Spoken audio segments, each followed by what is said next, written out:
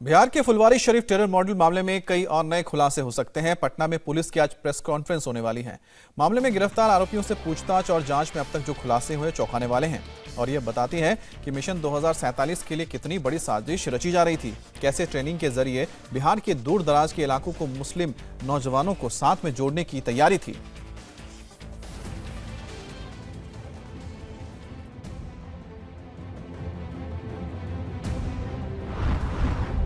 Phulwari Sharif terror module में बड़ा खुलासा।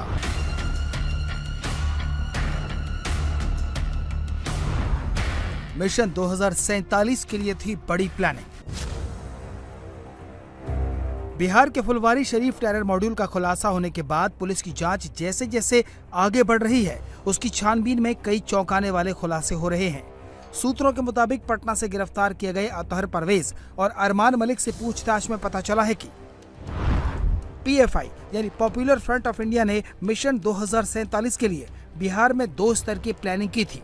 पहले चरण के तहत पीएफआई का टारगेट बिहार के दूर दराज के इलाकों में स्थित मस्जिदों को साधना था, ताकि वो अपना मैसेज बिहार के दूर दराज के हिस्सों तक फैला सके। दूसरे स्टेज की प्लानिंग में युवाओं को फिजिकल ट्रेनिंग पर फोकस किया जा रहा था। इसके तहत युवाओं को मार्शल आर्ट सिखाने और तलवारबाजी की ट्रेनिंग देने की प्लानिंग चल रही थी। ट्रेनिंग पूरी करके वापस आने वाले नौजवानों को अपने गांव और इलाकों में ज्यादा से ज्यादा युवाओं को ट्रेनिंग देने के निर्देश दिए गए थे, ताकि बड़ी संख्या में लोगों को संगठन से जोड़ा जा सके। पीएफआई की साजिशों का पर्दाफाश होने के बाद बिहार पुलिस की कई टीमें एक साथ काम कर रही हैं और टेरर मॉड्यूल के तह तक जाने की कोशिश में हैं। डिटेल एफआईआर है, उसमें कुछ डॉक्यूमेंट्स वगैरह सीज हुए थे, वो भी हैं, उनका उल्लेख भी है। डिटेल इन्वेस्टिगेशन उस पर जारी किया जा रहा है। अलग अलग टीमें काम कर रही हैं। कुछ लोगों की गिरफ्तारी भी हुई है, उनसे पूछताछ भी चल रही है। जो केस में जब्त मोबाइल फ़ोन है, उनकी भी टेक्निकल एनालिसिस की जा रही है। और भी इन्वेस्टिगेशन के बहुत सारे डायमेंशंस हैं। उन सभी डायमेंशंस पर अलग अलग टीम अलग अलग समय पे काम कर रही है। जहां भी सूत्र मिल रहे हैं वहां से पुलिस लोगों को गिरफ्तार कर रही है एविडेंस के आधार पर। और जो साक्ष्य हैं उन सभी को अभी कलेक्शन की कार्रवाई चल रही है। जो स्टेटमेंट आ रहे हैं उनको वेरिफिकेशन करना जरूरी है। तो इन्वेस्टिगेशन बहुत तेजी से और बहुत ही स्क्रूटनी के साथ में आगे बढ़ रहा है। सीनियर ऑफिसर मामले पर निगरानी रखे हुए। अब तक की जांच में जो पता चला है उसके मुताबिक पीएफआई के निशाने पर खासकर बिहार का मिथिलांचल और सीमांचल का इलाका है, जो कि नेपाल की सीमा के पास है। पीएफआई की इन इलाकों में अनपढ़ और बेरोजगार युवाओं को टारगेट करने की प्लानिंग थी। पुलिस सूत्रों के मुताबिक ट्रेनिंग के लिए बिहार के 15 जिलों में कैंप ऑफिस खोले गए थे। उनमें अब तक 15,000 से ज्यादा युवाओं को हथियार चलाने की ट्रेनिंग दी जा चुकी है।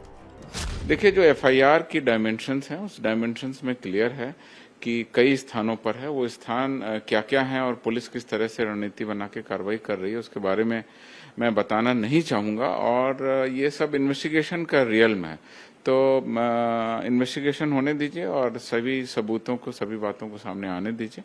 फिर सभी बातों का खुलासा चार्जशीट के समय निश्चित रूप से हो जाएगा। गिरफ्तार संदिग्धों से पूछताछ में जो नए खुलासे हुए हैं, उनसे केंद्रीय सुरक्षा एजेंसियां भी चौकस हो गई हैं, ताकि पीएफआई के खतरनाक मंसूबों पर पानी फेरा जा सके। वहीं दूसरी ओर इस मामले में सियासत भी तेज हो गई है। केंद्रीय मंत्री गिरिराज सिंह ने पीएफआई पर बैन लगाने की मांग की है। पीएफआई जो भारत में एक आतंक का माहौल बना दिया है और उनको ट्रेनिंग देने का काम हमारे बिहार से लेके अन्य राज्यों में पीएफआई पर अब लगता है निश्चित इन पर प्रतिबंध होना चाहिए। इंडिया टीवी हर वक्त हर जगह डाउनलोड करने के लिए सर्च करें India TV news Google play store या ऐप स्टोर पर।